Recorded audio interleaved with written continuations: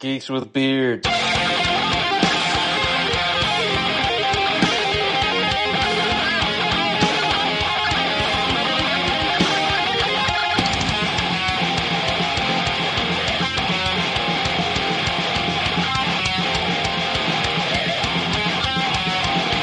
Podcast.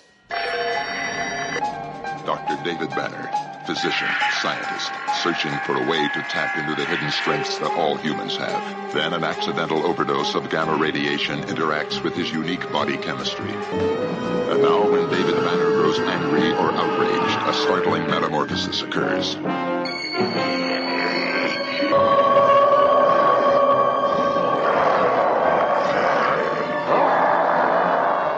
Hello, everybody, and welcome back to a new episode of the Geeks with Beards podcast. I'm Dan with my co-host Sean, and today we are going to jump into The Incredible Hulk #1 from 1962 by Stan Lee and Jack the King Kirby. But before we do that, let's get caught up with each other, man. What's been going on since our last episode? Let's see, what have I been into? We had a little bit of time off from shows, and now we're back at them. Hell yeah. And this week will be the end of this year's shows, so that'll give me some more time. But for fun stuff, I watched Attack of the Killer Tomatoes. That's a good movie, It's a terrible movie, but it's fun. You know. It's a good, terrible movie. Did you ever watch the cartoon series they did? Yeah, actually. Yeah. And what got me on is I was listening to Rich of Aniacs, the podcast that Jeremy P. does. Yeah. And that was one of the episodes that came on. I was like, I need to watch this movie. So okay. Me and a friend watched it. Okay, cool. Let's see, beat Assassin's Creed Shadows. Good ending, disappointing ending. Well, for it to be just a contained story, it was pretty good. Okay. The characters are way better than the last game. Okay. Now, this is the one that's in Japan? Yes. Okay. Yeah, and they did good. The dialogue was a lot better than Valhalla, but I'm sad that it didn't have any modern day. I'm one of those people. Oh, that's right. Yeah, because after what? Was it the fourth one? Or fifth one or something like that? They didn't have modern day connectivity? It's very little up until Origins, and then they just completely dropped it. No, actually, I think, even Valhalla had a little bit of modern day, but this one in Mirage had none. Oh, okay, so it's all in the time period. Yeah, which is cool if you're just into that stuff, but, I'm heavily invested in the old stuff, so. Yeah, for sure. But now you still do have the whole Knights Templar stuff in this as well as the previous games? Or this touches on the Assassins and the Templars. Okay. A lot more than the last few. Got you. Okay. Because they technically took place before the Assassins really became Assassins. Oh, right. Yeah. Okay. I forgot about that. Yeah. I've been out of the Assassin's Creed games for a while, so. It's so weird. It's just like being a Star Wars fan. You either love them or hate, or you hate that you love them. Yeah. Yeah. The last one I touched on, I think I mentioned before, was, I don't remember the name of it, was one where you had the brother and sister that are in England. Yeah, that was... That's the last one I touched hands on. See, Evie and Jacob Fry was the characters. Yeah. Syndicate. There you go. Yeah, that's the last one I played. Well, they got like 15,000 games. I was going to say, it's a lot, yeah. And then the last thing I did today, I read a comic. Yeah, what'd you read, man?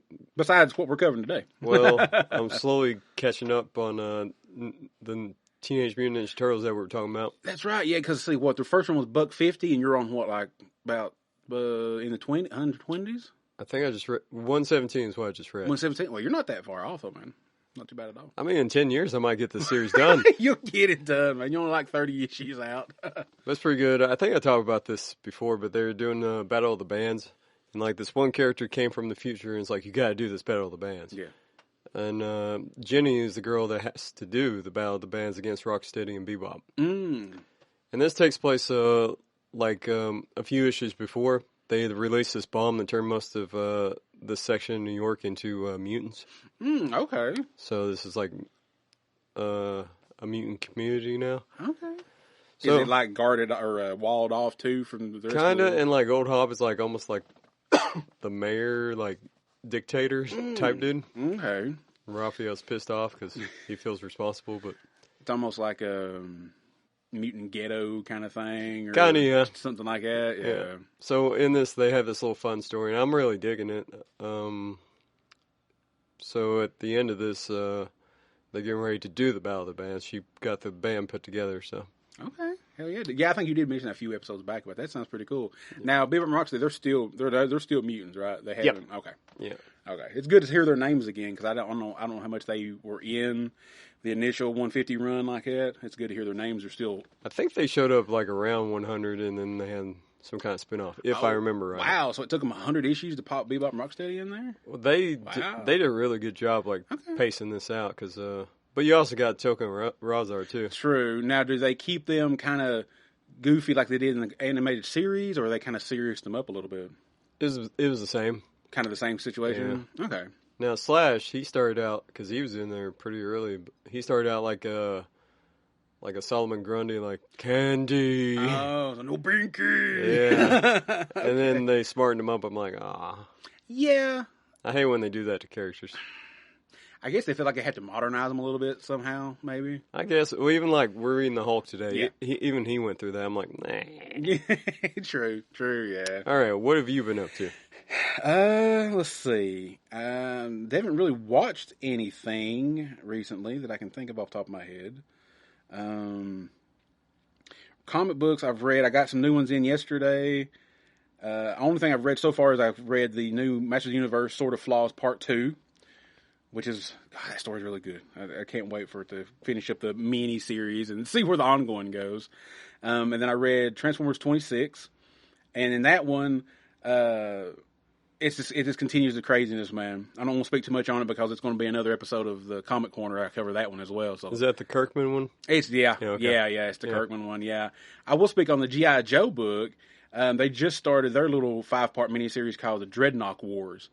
And that's going to be great because Cobra Commander, in his miniseries back when they first started doing the G.I. Joe books, he went to the swamp where the Dreadnoughts were looking for the Energon. He kind of fucked them up a little bit. He kind of killed a couple of them, you know. So this is kind of their way of kind of getting their revenge on Cobra Commander. The Dreadnoughts are coming after him.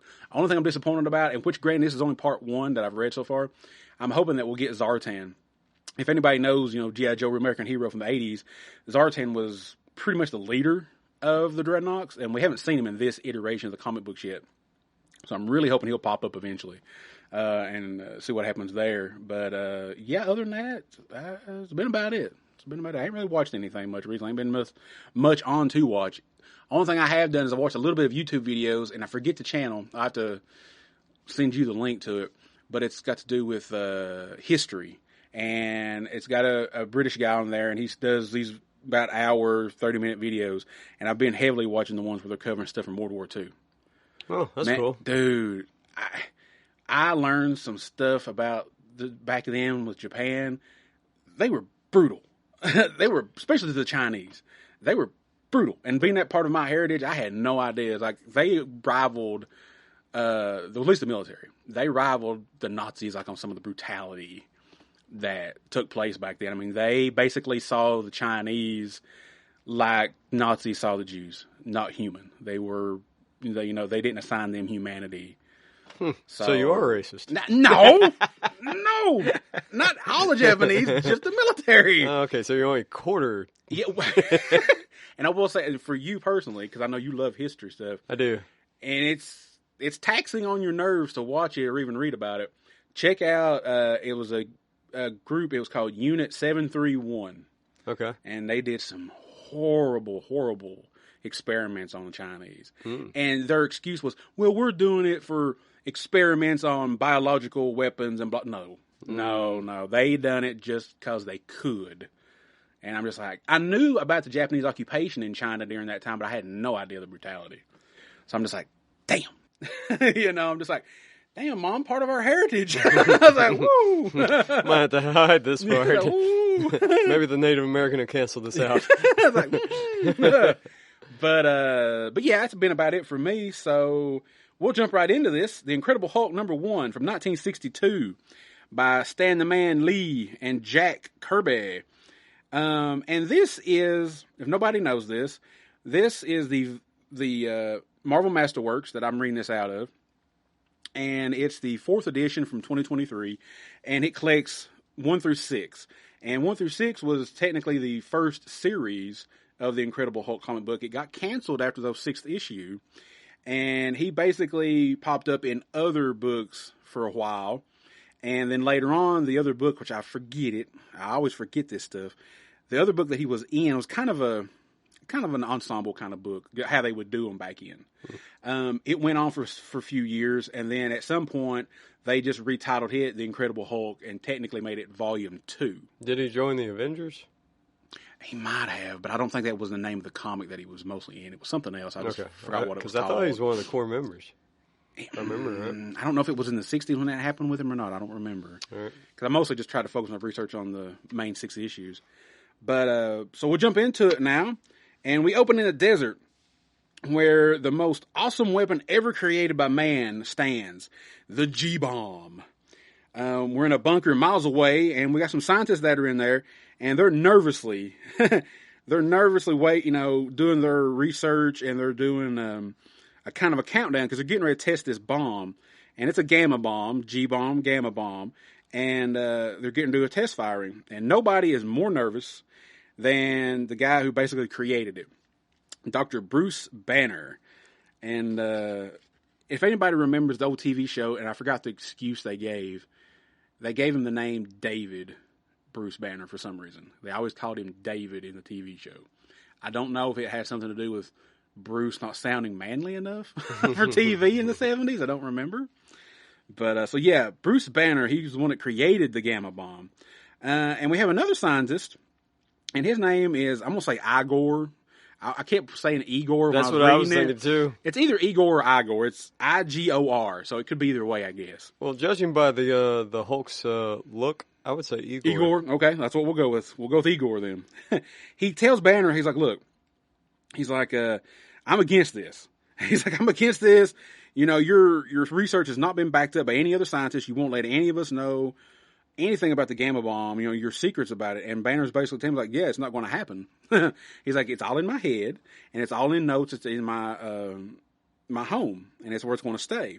I guess Banner doesn't trust anybody else, maybe, or he's just that neurotic, maybe. I don't know. But he didn't let any other scientists help him work on the bomb. He just done it himself.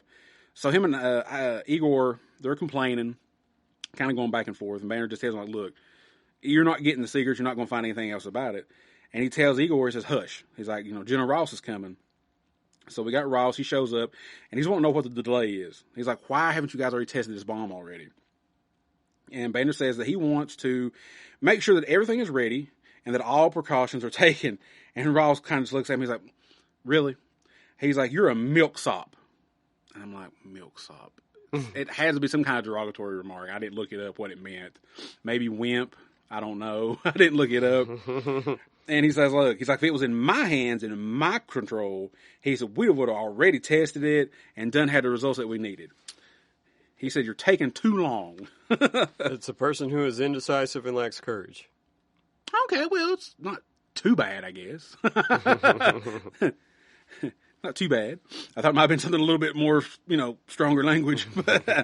So Igor, again, he tells Banner, he's like, look, he said, you should have had your secrets shared with the other scientists about the gamma bomb so we could double check all of your, numbers and everything that you've done and make sure that no mistakes are going to be made. And Banner looks at me, he's like, I don't make mistakes. I'm like, yeah, Banner. I was like, all right, buddy. And he's, like I said earlier, he tells me, look, he's like, the secrets will remain locked away in my room. Nobody's going to get to them. Nobody's going to know anything about this. It's all in my head. It's as far as it's going to go. And they're getting ready to test the bomb. And as soon as they get ready to test it, Banner kind of looks out the little hole in the bunker that they're in, and he sees that there's a young man driving onto the test ground. And he's basically like, son of a bitch. He's like, he tells Igor, he's like, don't test the bomb. He's like, delay it. He's like, give me enough time to get out there so I can save the kid. And Igor kind of looks, he's got that shifty eye look. And he's like, if I don't say anything, if I don't delay the bomb, I can solve my Banner problem and get rid of him and get the secrets out of his, he's like a little apartment building or whatever that he has that the government's facilitated for him. So he doesn't tell anybody to delay the test. So Banner, he goes out there in a Jeep. And I think, no, not a Jeep. I think he was on foot, I believe. So he goes out there to the test ground. And he tells the guy that's out there, he's like, look, what are you doing? He's like, you're on a test site. We're getting ready to test a a big old bomb. You're not safe. You need to get out of here. And you find out that this is Rick. And Rick is, I don't know how long. I know in the 90s cartoon he was still in there too. But he's kind of Bruce's and Hulk's best friend, or will become kind of the best friend that helps take care of Banner and watch over him when he becomes the Hulk and stuff. So I don't know how long in the comics Rick Jones was there, but I know at least he was brought into that 90s cartoon that I used to watch on TV. So he's like, yeah, I'm Rick Jones, Rick Jones, bitch. Rick Jones. He's like, yeah, my friends, they dared me that I wouldn't come out here and do this, and I'd be too scared, blah, blah, blah. And Bruce is like, I don't give a crap. Basically, he's like, I don't give a crap what your excuse is. We've got to get you to safety. And they get so far, several miles away, and there's a trench. And it's a safety trench, basically is what the book says. And Banner throws Rick into the trench, and just as he's getting ready to jump in the trench himself, the bomb goes off. He's far enough away to where it wouldn't incinerate him, basically. But unfortunately, because he's not in the trench, which is okay, sure, he gets the full exposure of the gamma rays. I've got an issue with this. Okay. He pushes Rick out of the way. He pushes him down in that trench, yeah. A safety trench, he calls it. That's my issue.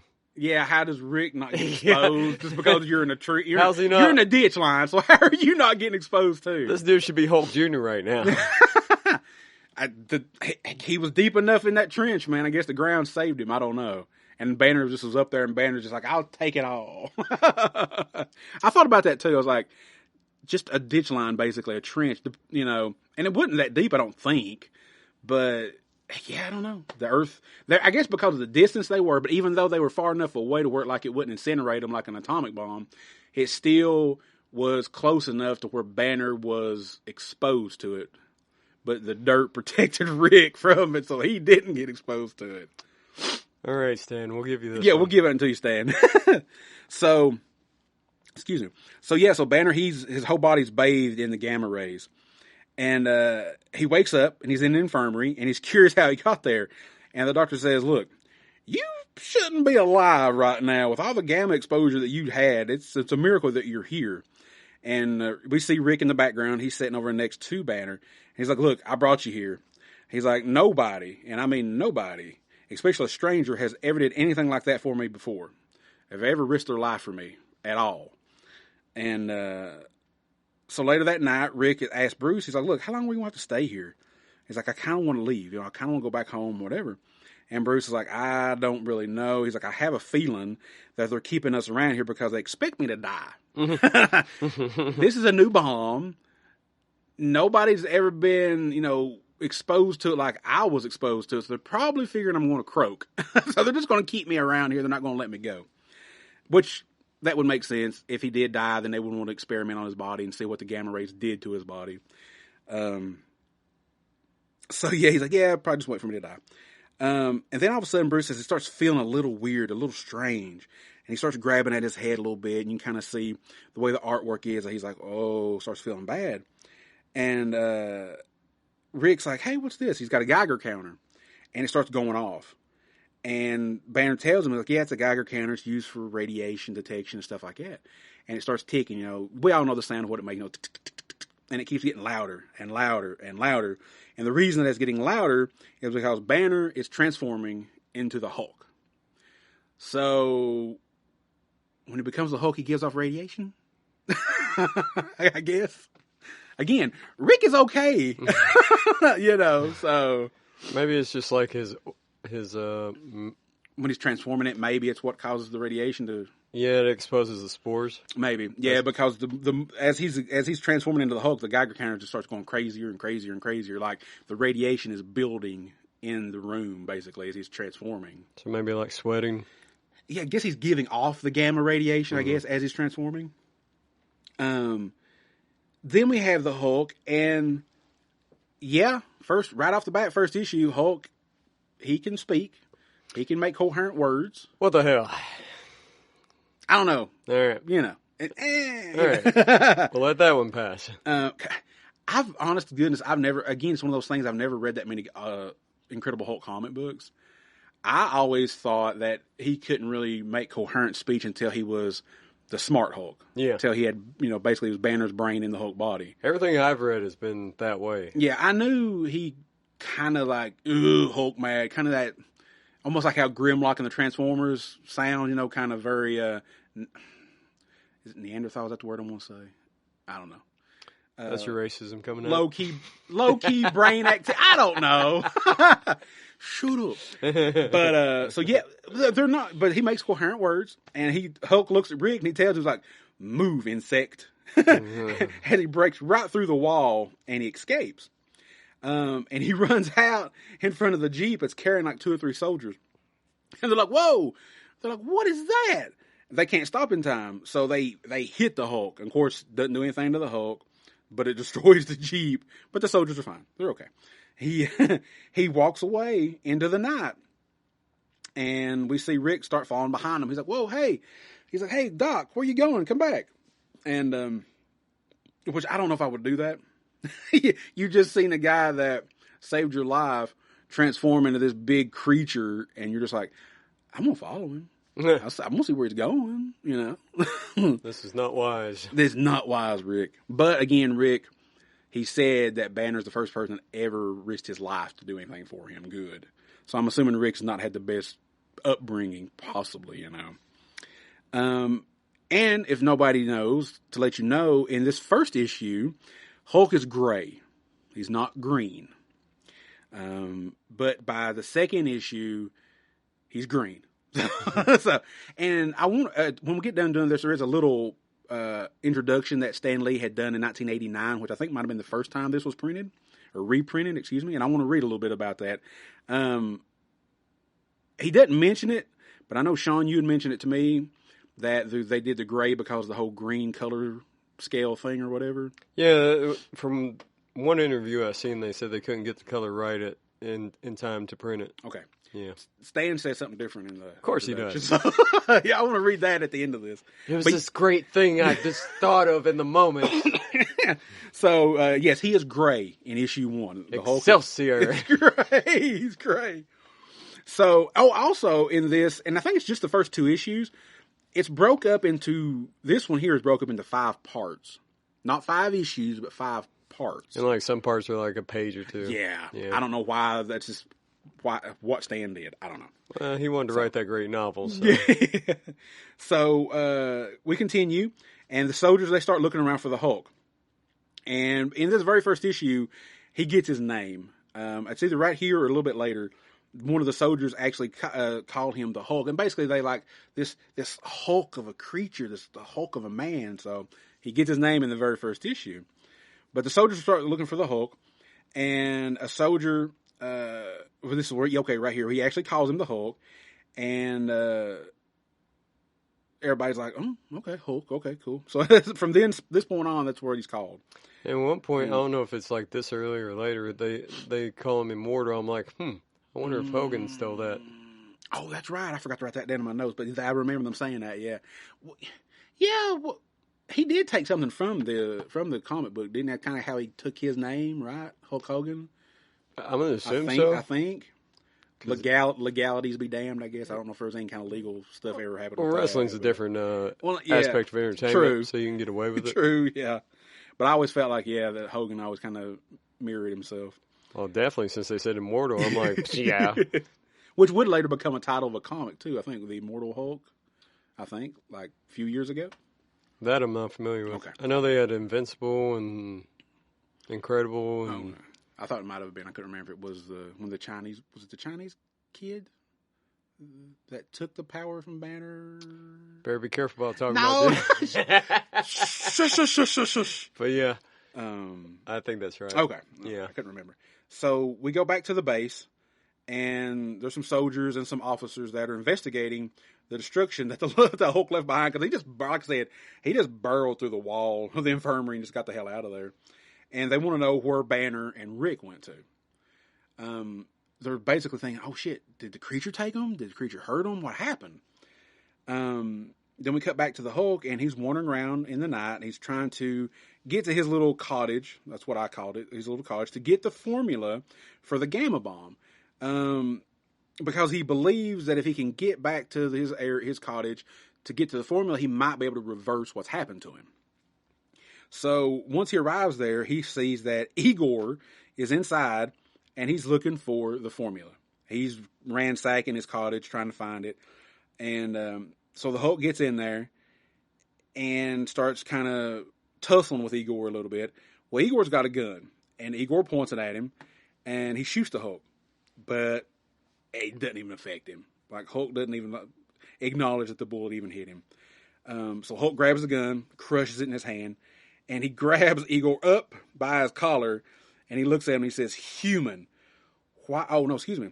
He responds to Igor because Igor says, "What are you?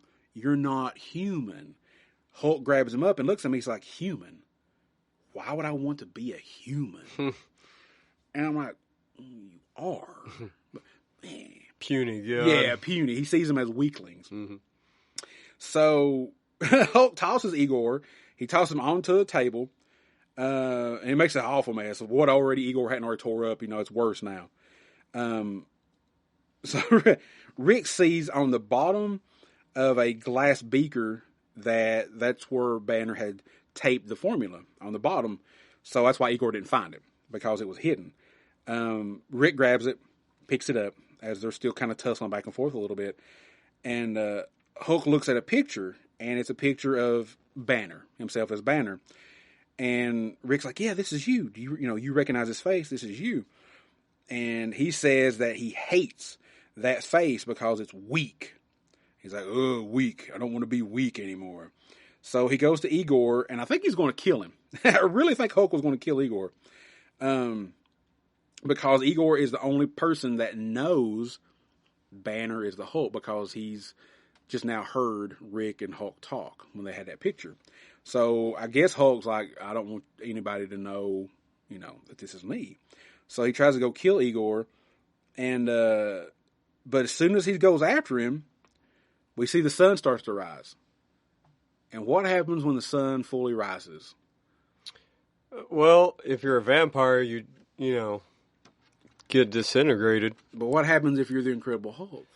Well, apparently he goes back to being human, which is not what the Incredible Hulk does. I seen that, and I was like, what the fuck? At least in this first issue, he only becomes the Hulk at night. It has nothing to do with anger. And no, not at least. I have not read 2 through 6. 2 through 6. I've only read the first issue. I glanced at 2 just to look at the artwork. But yeah, listeners, Banner becomes the Hulk at night, changes back to Banner at daybreak. At least in the first issue. That blew my mind. I was like, what in the hell is this? Yeah, I meant to research that and see where that eventually changed, but I didn't. Of all the origin stories we've read on this podcast, this is the most different. So I'm like, well, Hulk's a werewolf. He changes. Yeah. He changes at night. Yeah, he's more of a werewolf than he is a vampire. Excuse me. Yeah, and like you said, it has nothing to do with anger. He has at least in this first issue, he has no control over the change. Once the sun sets, I don't know if it's every night, because he does make a mention here in a moment. He's like, "I don't know when it will happen. I know it happens at night, but I don't know if it'll happen tonight, if it'll happen tomorrow night. I don't know." Well, that's his first time changing, too, so you wouldn't know. That's very true. Yeah. So we're into part 3 now, and the military police, they show up. They're showing up at his cottage, and of course he's changed back to Banner now, and they're like, "Where's the Hulk at? We tracked the Hulk here to this cottage. Where is he?" And all they find is Banner, Rick, and Igor. And now they're saying that Igor was a spy that they were looking for. I'm like, okay, this came out of nowhere, because these previously 2 parts, nobody says anything about Igor being a spy, or that they were looking for a spy. Igor was just a scientist, but supposedly he's a spy. So they arrest Igor, and they take him away. They question Banner about his involvement, but the soldiers say, "Look, it wasn't this dude. The thing that hit our Jeep was the big hulking creature." And he's like, "I looked right at him when he hit the Jeep. It wasn't this little old feller here. He's a big old guy that hit the Jeep. Looks nothing like him." And he's like, "Yeah, could have been a giant gorilla from the zoo, maybe. I don't know. And another soldier's like, I don't know about that. He's like, maybe it was like a big bear from the circus. And I'm just like, what are you talking about? It's neither one of those. But granted, it was nighttime and the headlights. So Now, correct me if I'm wrong. Is Betty Ross already looking for him? she has already. Wait. I don't remember what point she shows up. But She shows up right here. Oh, sweet. And she shows up here because she talks to Banner before the bomb goes off. Yeah. And she's already, I guess, kind of, I don't know if I want to say she's infatuated with Banner, but she does already kind of have a little bit of liking for him. And, of course, where Ross kind of smarted his mouth off, called him a milksop and everything, she's showing up here to apologize for what her dad says. Oh, I do want to point out they call him Thunderbolt Ross in this comic. Yep. I was like, holy shit. Boom, right off the bat, he's got the Thunderbolt name, So I think they don't say why, but I'm assuming it's because of his boisterous nature and just how loud he is, like thunder cracking, maybe a army nickname or something. Could have been. Very sure. Yeah, could have been, yeah. So, like Sean said, Betty shows up. She's here to apologize for what General Ross said to Banner the other day. And Bruce is shocked to see her. And she's also shocked to see him because he's tattered. We all know them, he's got the tattered clothes on. And she's basically like, oh my God, are you okay? And she's like, you need medical attention. How did you get that injury on your shoulder? Because when Igor shot him, it didn't hurt the Hulk, but it did leave a mark on him. So Rick's like, no, he's cool. He's fine.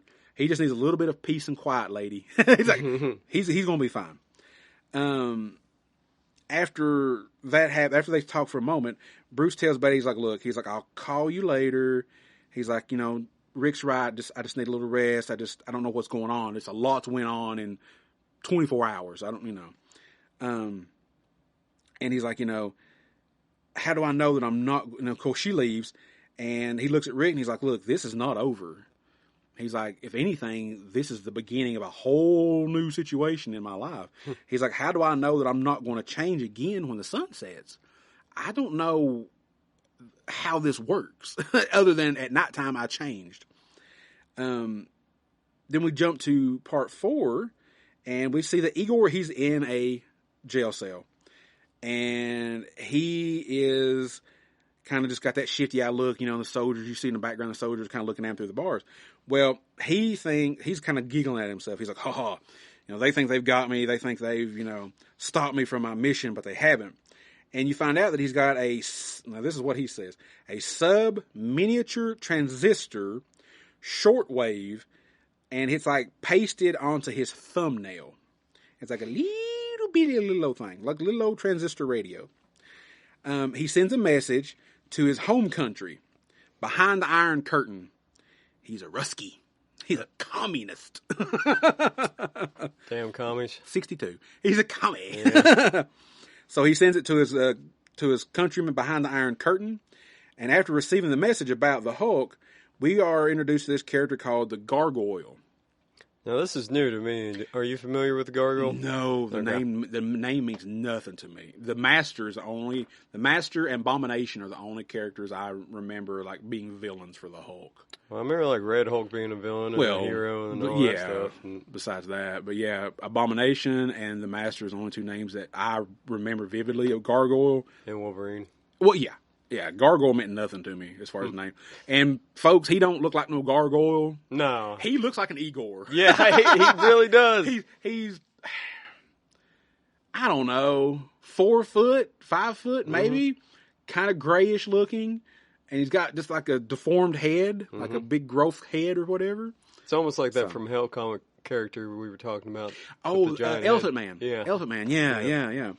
Well, but his name is Gargoyle because of the way he looks. And they like, well, we need to take this to the Gargoyle. And everybody's like, I don't want to take it to him. So basically how the old saying is, shit runs downhill. The main guy's like, little feller, you're taking it to him. You're going to take it to Gargoyle. So one of the lower soldiers basically slide the information under the door to Gargoyle. And he receives it. And he's like, I think I need to go to America and capture the Hulk and experiment on him or kill him. Whichever comes first. This is such a 60s yeah, whichever comes first. story. So Gargoyle, excuse me, to get to America, it's elaborate how he goes. He's launched from a submarine in an experimental rocket. But and the Americans, I think it's the Americans, they pick it up on radar, and they're like, "What the hell is this? This rocket, unidentified rockets flying in the air. What's going on? Let's shoot it down." Well, they do send missiles to shoot it down, but before it gets shot down, a little like escape pod at the tip of the rocket separates, and of course it's got the gargoyle inside of it. He escapes, and he lands at his destination. So he gets to America. I'm just like, that was very elaborate. You couldn't just fly a plane and parachute out. Like, you had to go on a sub, get to somewhere, ocean-wise close to the American coastline, then shoot you out of a rocket. I want to think this is where they got a lot of the story for Austin Powers. Maybe. Does that rocket look like a hump? Yeah, probably. So we cut to Rick and Bruce. And they're in a Jeep. Bruce is driving the Jeep. And they're talking a little bit, about the whole situation that's going on. And Bruce begins to change. Sun is setting. Wait a minute. Didn't they do that in the Avengers when Black Widow is rubbing his hand? Don't she say something about the sun setting, big fella, or something like that? Ooh, I don't remember. I know she rubs his hand to calm him down. I do, yeah, but I don't know what she says. Okay, maybe I'm thinking out of left field, but I thought something like that. That would be awesome. So they're driving. The sun sets, and he begins to change to the Hulk. Crashes the Jeep. Because Rick's like, oh, shit, because he sees his hand. His hand starts changing first. Hulk retains memories of Betty, and that he knows that she lives close by, and he's like, I'm going to go to her house. I'm just like, what? Okay. So he does. He just gets up, and Rick's kind of still there, and Rick's like, oh, God. I'm just like, Rick, you need to think about your life decisions, man. You might just leave this guy alone. You might just need to leave this fella alone. So we cut to Betty's home, or it might be General Ross's home. He's there as well.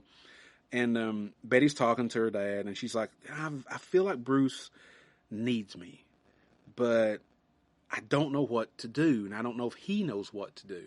And she's like, I feel that he's stressed, he's in pain. I want to be there for him, but I don't know how to do it. I don't know how to handle the situation. And Ross basically says, look, you're just stressed out. It's a big situation's been going on the past couple of days. Just go go out there and get you a walk in the clear air, so clear your head. You can think clearly. You're just thinking crazy. Woman of the 60s. You're just crazy, woman. Just go out. So she does. She's like, okay, all right. So she does. She goes out for a walk to kind of clear her head, and she looks off in the distance. She sees the Hulk. Instantly faints, and Hulk catches her, and he looks at her. He's like, just like all helpless, weak creatures. Oh. And I'm just like, damn it, Hulk. There's this 60s sexism. Well, yeah, I thought that at first, but then again, like he said, he sees humans as weak anyway. That's so, true. I mean, you could see it both ways, I guess. That was the first thing I thought. I'm like, damn it, Stan. I was like, but maybe not. That might not have been Stan's intention. So, like I said, she faints, he sees her. And he says that to her. And Rick finally catches up to him. Because Hulk's just walking. I don't know, as of this first issue, he's not got the leaping ability yet. Hulk's just lumbering around. He's just walking. So Rick finally catches up to him. He's like, look. He's like, we need to get away from here before we're seen. He's like, you're being hunted down by the military right now. We need to get out of here. But before they can get away, the gargoyle shows up. And I'm like, I don't know how you found him other than the crashed Jeep and I guess the footsteps. or footprints, excuse me. I don't know. But he finds him. And the gargoyle points a gun at him. And Hulk kind of just like, gun ain't going to hurt me. But the difference in this gun, besides a regular gun, is that it's got a special kind of pellet for ammunition. And this pellet basically is for mind control. He uses it. He shoots the Hulk. And also he decides to shoot Rick. He's like, well, I don't really want to waste a pellet on you, but I don't need you causing trouble for me either. So he shoots Rick as well as he shoots the Hulk, puts him under his control. He's now got mind control over the Hulk. Ross shows up after they've left. Ross shows up because he's looking for Betty. She's been gone for a little while. And he finds Betty outside. And she tells him, she's like, look, she's like, I saw the Hulk. And, you know, this big creature. She's like, he really exists. It exists. And she was really, really afraid of him. But she's like, but he seemed sad. He didn't seem, you know, vicious. You know, he seemed like he had sadness behind his eyes. She said, kind of like he was looking for help. I feel like maybe he was looking for help, you know, when he was coming to find me. And then we go to the Gargoyle, and he's got Hulk and Rick with him, and he basically is like, look, I'm going to get you back to Russia, and it's going to show basically my intellect, because now he is very, very super smart. The Gargoyle is like super intelligent.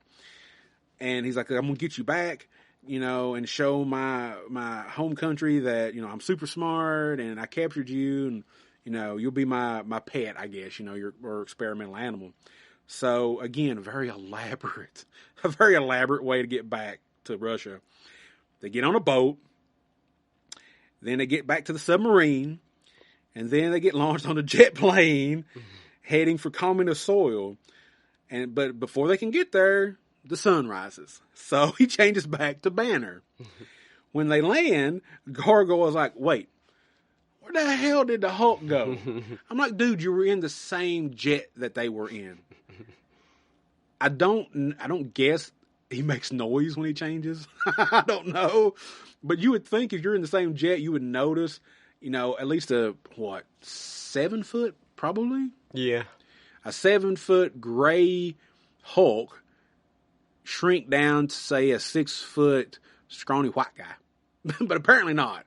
Unless you're Ang Lee, and then it's like 500 feet tall. Oh my God, every time he got shot, he grew. Maybe that was in the comics at one point. I hated that movie, though. But we'll talk about that. But so he changes back to Banner. Gargoyle's like, basically, he's like, where the hell's the Hulk at? Where's the Hulk at? And oh. Wait a minute. You're the Hulk. Oh, Banner. Okay. And he looks at him, he's like, but why would you want to make yourself a monster? That makes no sense. He's like, why would you not want to be just normal, be human? And Gargoyle, you find out that's what Gargoyle ultimately wants. He wants to be normal. He wishes to be normal. And Banner says, hey, look, he's like, I can't do anything for myself.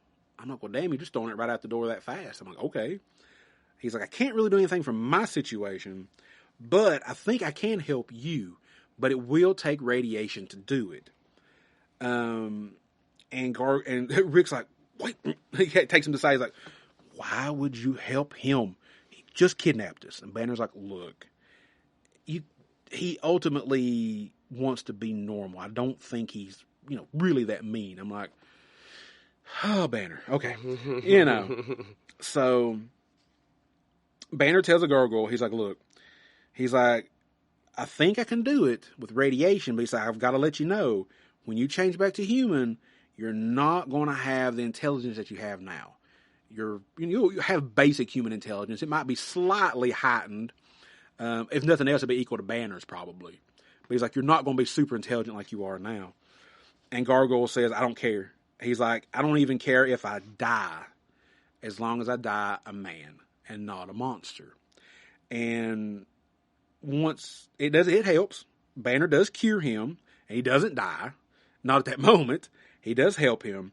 And he looks at a picture on the wall when he's human, and basically he's kind of cursing that picture. Now, I don't know if this was supposed to be a political figure of Russia, or if it was maybe his father or something, but he basically says, I became a monster because of your experiments that you wanted me to do.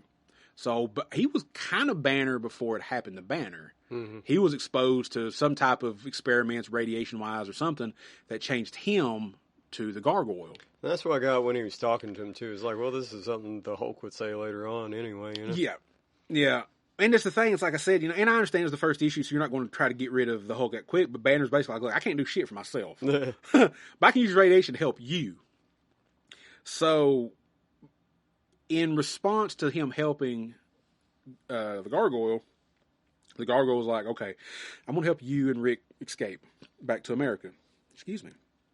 And he does. He basically puts him back on a rocket, and he pre-programs it to take him back to America. Nowhere particular, it doesn't say, it just says America. So I'm like, boy, you better hope you don't land in the ocean.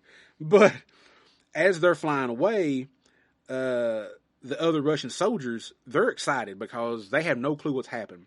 They're like, oh yeah, the gargoyle, they've got this scientist from America, Banner, and, they'll be able to work on some weapons for us and, all that stuff. Well, they go to the room where they were at, and they realize that Banner and Rick are gone. And they see a bald human man standing there. And they're like, wait, where's the Americans? Where's the gargoyle? And the guy looks at him, because they didn't give him a normal name after, they just keep calling him Gargoyle. And he says, I was once the gargoyle. And he's like, but I'm going to end it. I'm going to basically get my revenge. And it shows Banner and Rick on the rocket, and they're flying away. And as they fly away, you see a huge explosion. And what happened was Gargoyle had set off an explosion inside the facility, killing him, presumably killing himself and the other Russian soldiers that were there, and I guess whatever kind of equipment, experimental-wise or whatever, that was in the facility. And Rick's like, what the heck was that explosion? What was that?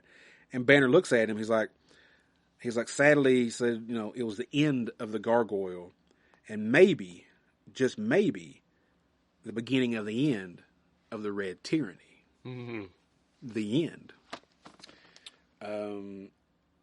I'll say it like I always normally say it. I like this. I thought it was a good introduction to the Incredible Hulk. Definitely different than what I've known as far as TV shows and movies and stuff like that. But I liked it. I thought it was really good. I enjoyed it. I'll say it's interesting, but if you're a modern Hulk fan, it's not going to do much for you. Like I said, and I didn't read 2 through 6. As it goes on, if you read those other 5 issues, you might like it more. Just reading this first one, it might take you a minute. But the art's great because, it's Kirby. It's Kirby. Jack King Kirby. And the writing, you know what you get with... Stan, yeah. Oh, and it didn't say, because I had told you this, it didn't say specifically, or I didn't look at the right spot. Jack Kirby did the artwork for 1 through 5. For whatever reason, he was not there for 6, so Stan got Steve Ditko to draw issue 6. Spider-Man man. Of the Incredible Hulk. It didn't, like I said, unless I didn't look in the right spot, it didn't give a specific reason why. Mm-hmm. Like you said, Kirby might have been working on the Avengers or something maybe at the time and just was not available maybe. Might have been starting on the X-Men or something. So Stan's like, hey Steve, you want to come draw the Hulk? You come draw the Hulk. So, before I read Stan's little thing here, man, what was your thoughts on it? Like I said, I mean, it's good if you like the Stanley, Jack Kirby era stuff. Yeah. You know what you're going to get. You're going to get a little bit different take on the Hulk, which is kind of neat, and it may put you off, too. It just depends what you're going for. Very true, very true. What do you think people would think of the gray... Granted, now, we got Mr. Fix-It later on, he was gray. But this first time being gray, and then boom, second issue, you're green. I think it'll throw you off if all you know is modern Hulk stuff, because you're like, what? Yeah, normally he's always green, most of the time. Who invited Solomon Grundy? Yeah. So I'm going to read just, it's a long thing, but I'm not going to read the whole thing. I'm going to read parts of it here. But this is an introduction by Stan Lee from 1989. And he's talking about, the Marvel Masterworks. He's like, hey, Spider-Man, X-Men, Fantastic Four, they all sold out. So why not do the Hulk next time? So that's what they did. They did the Hulk. And he says here, he's like, the more I dwelled upon the thing's popularity, the more I realized that everyone likes a mixed up, misunderstood monster-type marauder. So long as we know that beneath the grotesque surface, there beats a heart as noble and pure as a driven comic book creator. Stan. Then another thought hit me. Anyone who had ever seen the original Frankenstein movie, starring Boris Karloff as the monster, probably has a soft spot in his or her heart for the sewed-together strongman, whom Karloff has brilliantly portrayed. I know I do. As far as I was concerned, the tragic, misunderstood monster was actually the hero of the movie. He was the one who most aroused my sympathy. My mind was made up. Our next featured hero would be a monster of some sort, but who? What? How? Not wanting to get too far afield from the basic formula which the fans so ravenously devoured, I tried to figure out how to give a monster a secret identity. Then I remembered Stevenson's The Strange Case of Dr. Jekyll and Mr. Hyde. Bingo! Mm-hmm. That was it. I can still recall the expression on artist Jack Kirby's face when I told him I'd like him to create an attractive monster. He would have to be big, powerful, scary, but someone the readers would learn to love. It's a monument to Jolly Jack's skill that he actually succeeded in designing such an improbable character. Even though he came to be known as Marvel's Jolly Green Giant, you'll notice that our rollicking rampager's skin is actually gray in the very first issue. That's because I thought gray would be a heavy, dramatic, somber color, in keeping with the melodramatic mood we wanted to establish. However, after seeing the first printed copies, I felt the color didn't work as well as I'd hoped. So, exercising a writer's prerogative, I changed it to green. Oh, the feeling of unlimited power one gets in the comic book biz. Yeah, that's Dan. That's Dan. You'll notice that the first 5 Hulk issues were produced by Jack and me. But when we got to number 6, Steve Ditko, he of Spider-Man and Doctor Strange fame, in quotation marks, took over the art assignment. You'll probably get a kick out of comparing the different styles of these two acknowledged masters of the world of illustrated narrative. Let's see. Is there anything else I want to say? No, I think that's all. That's basically the thing I want to make. So basically, Stan says, I made him gray because of the heavy story that I was trying to tell. I didn't like it, so I made him green. I call bullshit, but whatever. That was Stan in 1989 when he wrote that. So maybe his story changed after 1989, but... All right. So, if you want this comic, it's actually one of the cheaper, original comics. A 2.0 to 3.0 is going to run you anywhere from $6 to $13,000. Okay. And then a 4.5 is going to run you about $30,000. I imagine, if you were to find a 9, it'd probably be in the $100,000 range. Yeah, I don't think it would be anywhere like the $9 million Superman #1 just sold for, but well, no. But it would still be. You might get $1 million for a Hulk #1 if it's super fine condition. I doubt it. You don't think so? No, I don't think so. A few $100,000 though, probably at least. No, if it was a very fine Hulk versus a Wolverine. Oh, 181. Yeah, is that it? Okay, 181. First appearance of Wolverine. Yeah. So I know those started out I looked at one that was $3,000. Did they reprint that at one point? They did. I've got the reprint. Okay, I thought you did. So I asked everybody what their favorite version of Hulk was. Yes. And I should have specified either movies or comics, but we're going to do both. Yeah, that's fine. Or live action or comics. Yeah. All right, we got Liz with Lou Ferrigno. Yes. Ian with World Breaker. This Chinese hating dude, Daniel Collins, Lou Ferrigno. Cherry Morgan, Lou. Mm-hmm. Chris Downey, Venom Hulk, which I didn't expect that to be on there. That's a recent one, is it not? Yeah. The Venomverse stuff? Well, in the grand scheme, yeah. Okay. Sean, not me, Grey Hulk. Okay. And then Larry, late 80s Joe Fix-It-era Hulk. Yeah. Which he was gray. He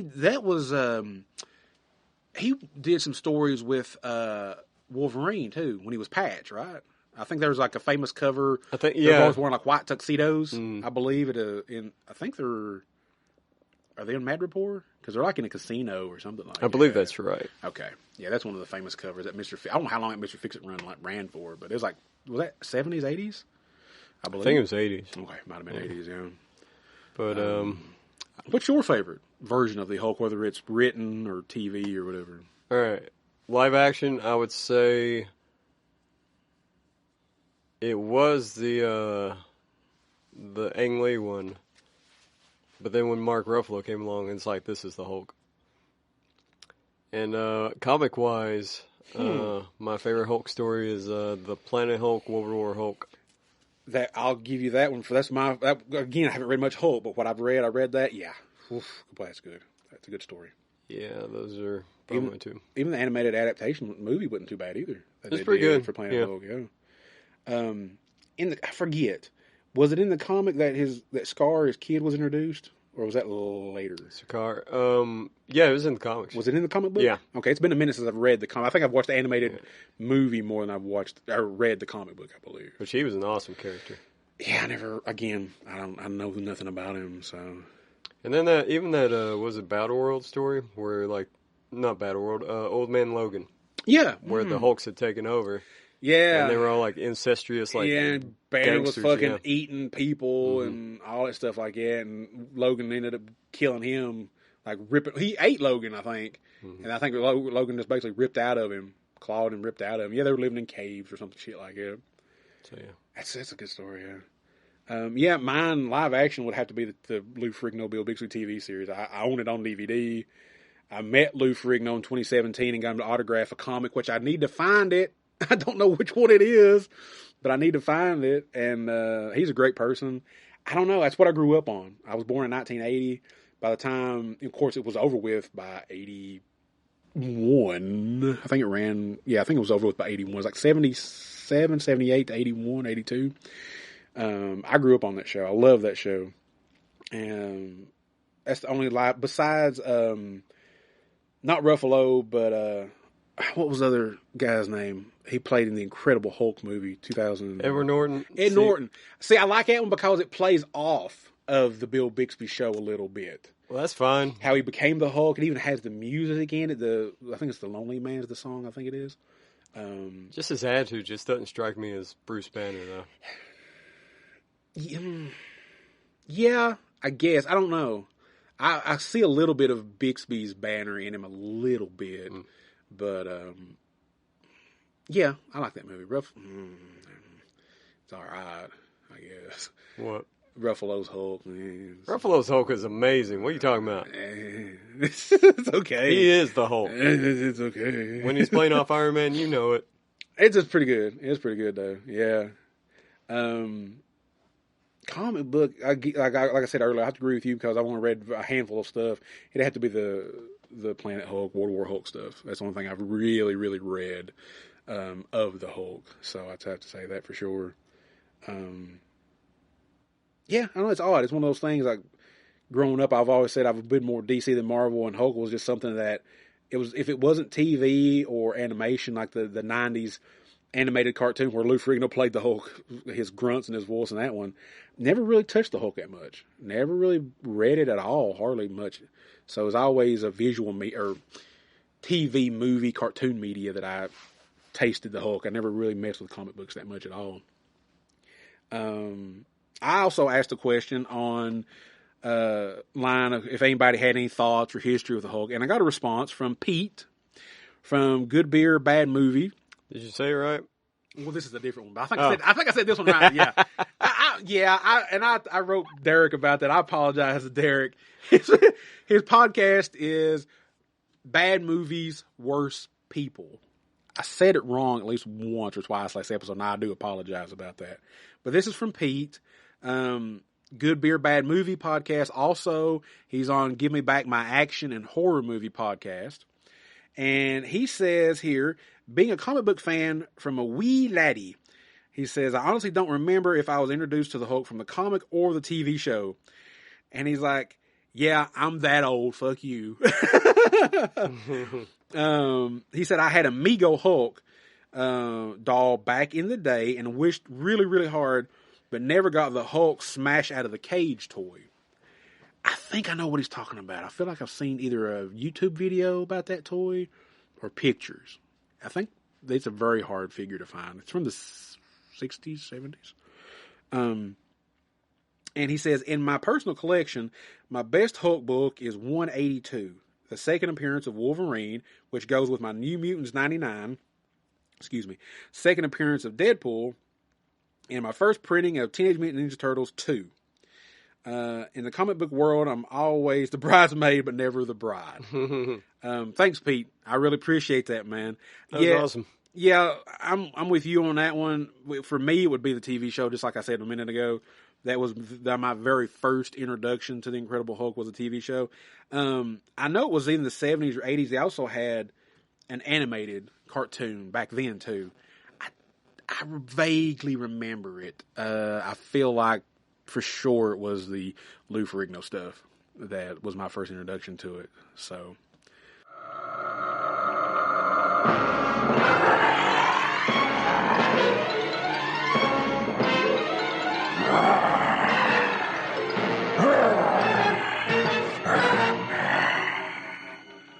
But yeah, that was our episode about the Incredible Hulk. If you'd like to get in contact with us like Pete did, or the other people that contacted Sean, we have a Facebook page, Instagram. We also have a Discord, which is free. Get on there. We're active on there. We talk about all kinds of stuff from comics, video games, wrestling, food, anything you want to talk about on there, we talk about it. And we also have an email, geekswithbeardspod@gmail.com, where you can leave us an audio submission, video submission, just a text submission if you want us to read what you say to us, for your thoughts or your history on a subject that we have, or a subject you might want us to cover maybe down the road.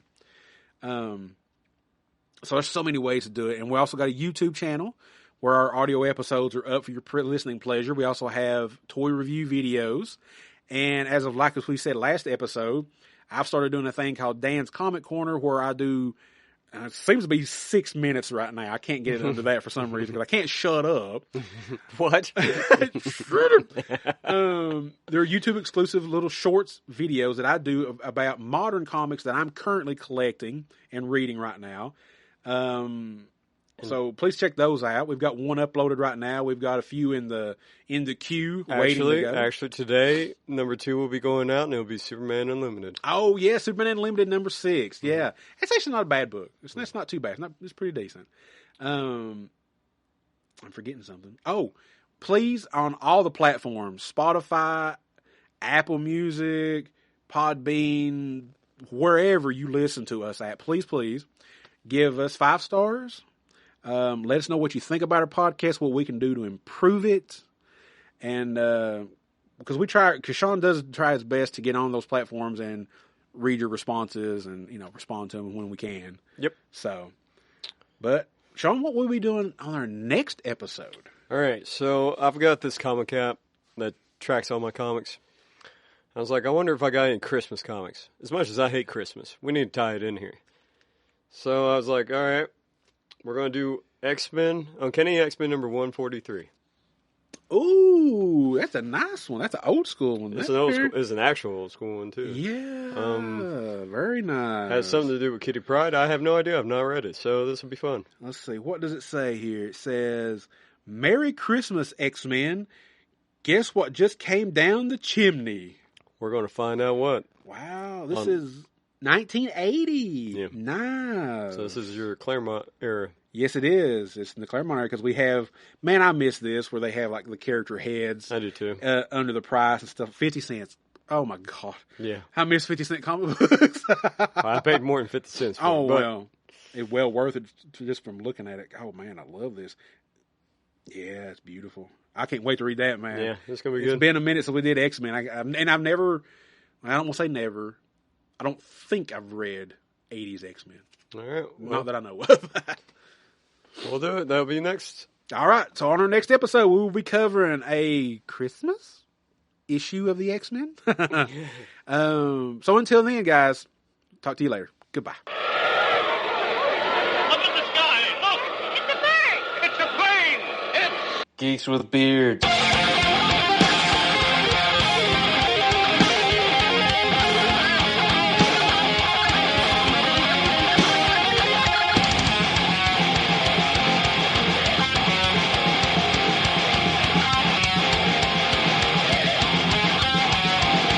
Podcast.